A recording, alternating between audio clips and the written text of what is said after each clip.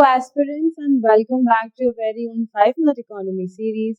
This is Shraddha, and आज की class में हम डिस्कस करने वाले हैं about the topic which is kind of related to the topic that we discussed in the earlier class. हमने लास्ट क्लास में पढ़ा था about NBFCs और उन्हें कहा था that they are like shadow banks. तो आज देखते हैं कि क्या होती है ये shadow banking.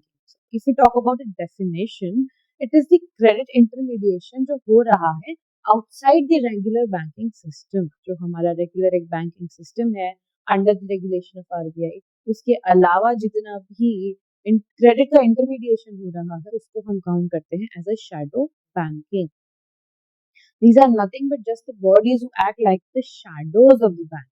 इनके पास बैंकिंग का लाइसेंस नहीं होता but they perform the banking functions. मतलब जितने भी लीजिंग का, इन्वेस्टिंग का, बोरोइंग का, राइट, इतने जितने भी फंक्शंस हैं वो सब ये परफॉर्म करती है.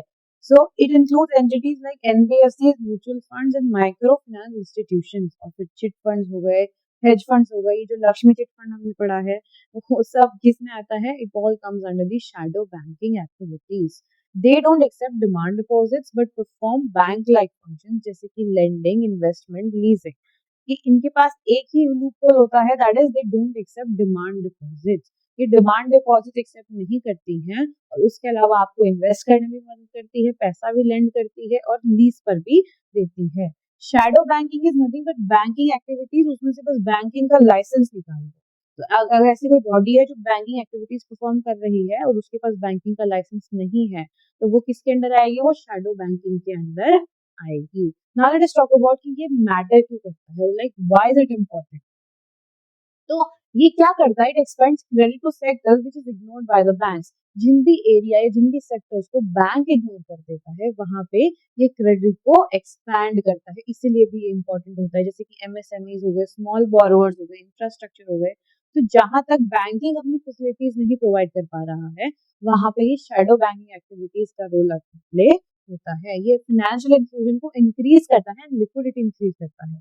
अल्टीमेटली गोल हमारा फाइनेंशियल इंक्लूसिविटी ही था और वो किसके थ्रू आ रही थी? जिसमें पढ़ा था एनबीएफसीज के through, non banking financial companies के थ्रू. तो ये जो शैडो बैंकिंग है ये हमारे फाइनेंशियल इंक्लूजन को बढ़ाता है और ग्रोथ को भी स्टिमुलेट करता है. ये एनकरेज करता है innovation and competition in finance. एक पे एक डील्स अच्छी अच्छी मिल रही है कस्टमर्स को. एक कहीं आप जाएंगे, एक फाइनेंस कंपनी में अच्छी स्कीम है, दूसरे में और अच्छी स्कीम है. तो यहाँ पे क्या हो रहा है? कस्टमर्स के पास में ऑप्शन बढ़ रहा है, वैरायटी बढ़ रही है, फाइनेंस में कंपटीशन आ रहा है. तो ये तीसरा इसका फंक्शन रहता है. लेकिन ये रेस रेगुलेटेड रहता है. इसमें एक ही प्रॉब्लम है, बाकी सब बढ़िया है कि एक रेस रेगुलेटेड है. रेगुलेशन इसका इनफ नहीं है तो वल्नरेबल रहता है टू शॉक. हो सकता है कि आपको नुकसान हो सके, ज्यादा वल्नरेबल रहता है. बैंक में ज्यादातर सेफ्टी रहती है बट यहाँ पे उतनी सेफ्टी दे पाना कस्टमर को उतना थोड़ा एविडेंट नहीं होता है, राइट. तो ये चार इसके फंक्शंस होते हैं कि ये क्यों इंपॉर्टेंट है या क्यों इसके डीमेरिट है. ठीक है, now let us talk about कि मेजर प्लेयर्स कौन है अभी फिलहाल इंडिया में जो शैडो बैंकिंग कर रहे हैं. तो अगर एनबीएफसीज की बात करें तो उसमें सबसे पहला नाम आता है बजाज फाइनेंस लिमिटेड का एंड एचडीएफसी लिमिटेड का. इनका रोल कहाँ पे? एक तो रिटेल के अंदर है और एमएसएमई लेंडिंग में. जितना भी कंज्यूमर स्पेंडिंग है, कार लोन्स है, व्हीकल्स है, कंज्यूमर ड्यूरेबल्स है या फिर एमएसएमई लेंडिंग है, वहां पे आपका ये बजाज और एचडीएफसी लिमिटेड सबसे मेजर प्लेयर है. देन हाउसिंग फाइनेंस कंपनीज में एक तो है एलआईसी हाउसिंग कंपनी और एक है एचडीएफसी. ये पूरा रियल एस्टेट क्रेडिट प्रोवाइड करते हैं. ठीक है, तो प्राइमरीली यहाँ पे क्या फोकस क्या है? सिर्फ हाउस फाइनेंस के ऊपर है. Then there is MFI, micro finance institution, जिसमें सबसे बड़ा है उज्जीवन और स्पंदन. ये स्मॉल लोन्स प्रोवाइड करते हैं to poor people. Then comes mutual funds and insurance firms. जो ये म्यूचुअल फंड्स वाले कंपनीज हैं जो इंश्योरेंस प्रोवाइड करती हैं, जैसे कि एसबीआई म्यूचुअल फंड, एलआईसी, ये सब क्या है? या तो मेजर प्लेयर जो इसके फील्ड में काम कर रहे हैं. शॉर्ट टर्म लिक्विडिटी प्रोवाइड करते हैं. शॉर्ट टर्म कैश चाहिए, शॉर्ट टर्म लोन चाहिए, तो वो वहाँ पे कौन काम करता है? ये mutual fund and insurance fund. फिर आते हैं फिनटेक लेंडर्स. जितने भी पेटीएम है, फोन पे है, गूगल पे है, ये जितने भी लैंडिंग कार्ड है, ये सब क्या है? ये लेंडिंग तो करते हैं लेकिन डिजिटली करते हैं. जितने भी आपके डिजिटल प्लेटफॉर्म्स है, फोन पे, पेटीएम, जीपे, ये सब इनके ऊपर जो लेंडिंग हो रही है वो आते हैं अंडर फिनटेक लेंडर्स. इसका क्लासिक एग्जांपल है पेटीएम लोन और लेंडिंग कार्ड का. डिजिटल क्रेडिट प्रोवाइड करते हैं to retail users and MSME. As such कोई कैश नहीं आया है, डिजिटल क्रेडिट इनके पास में प्रोवाइड कराया गया है। Now next we should talk about कि रिस्क क्या है। चलो अच्छी बात है, शैडो बैंकिंग हो रही है, बैंक्स के ऊपर से बर्डन कम हो रहा है, प्रेशर कम हो रहा है, फाइनेंशियल इंक्लूसिविटी आ रही है, बट स्टिल इसका कुछ रिस्क और चैलेंजेस भी है ना। लेट्स टॉक अबाउट उनके बारे में। पहला रिस्क क्या है, लिक्विडिटी मिसमैच का। मान लीजिए बोरोइंग जो है वो शॉर्ट टर्म के लिए हो गई, लेकिन लेंडिंग लॉन्ग टर्म हो गई है, तो कैश फ्लो स्ट्रेस आ जाएगा। आपने पैसे दे दिए उधार के लिए, लेकिन बाद में वो वापस नहीं आ रहे हैं, तो क्या होगा, कैश फ्लो का स्ट्रेस हो जाएगा, तो लिक्विडिटी मिसमैच हो जाएगी। पहला रिस्क तो ये है। दूसरा है लेवरेजिंग कंटैजियन।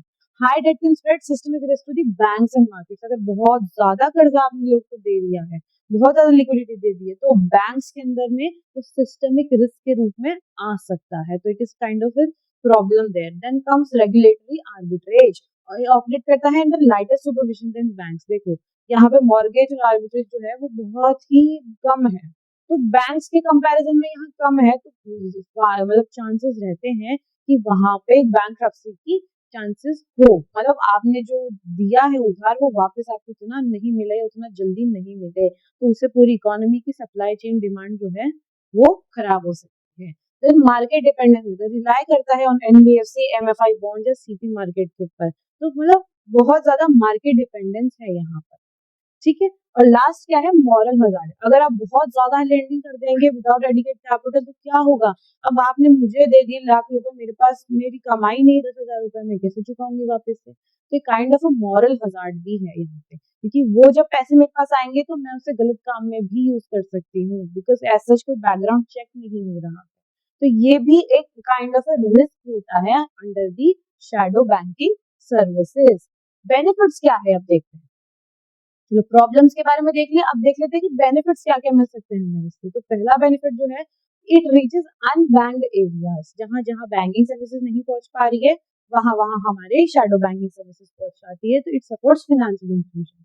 फिर ये बूस्ट करता है credit flow for MSME and consumer, जितने भी एमएसएमई है और जितने भी कंज्यूमर्स है उन तक क्रेडिट पहुंचाने का काम कौन करता है, शैडो बैंकिंग सर्विसेज करता है। It enhances competition, innovation and financial services.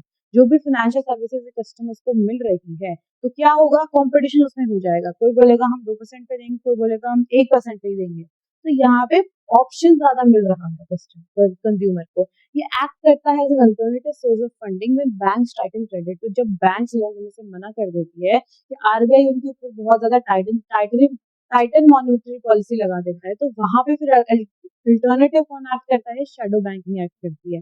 वहां पे लेंडिंग का काम, क्रेडिट पहुंचाने का काम एनबीएफसी से बाकी शैडो बैंक्स करते हैं। Shadow banks fill the gaps that mainstream banks can not reach. तो वो सारे एरियाज जहाँ पे मेनस्ट्रीम बैंक्स नहीं पहुंच पा रहे हैं, जहाँ वो उसे मतलब बोले ना उसे टच नहीं कर पा रहे हैं, वहां पे हमारे शैडो बैंक्स को कंप्लीट या फुलफिल करता है, उनकी नीड्स को फुलफिल करता है। तो shadow banks are just like banks but बिना बैंकिंग लाइसेंस के, और जहां जहां बैंक्स वो काम नहीं कर पा रहे हैं वहां पे शैडो बैंक जाकर के काम कर देता है। This was everything about shadow banking. I hope you like the lecture. In the next video, we will move forward with another interesting topic. Thank you.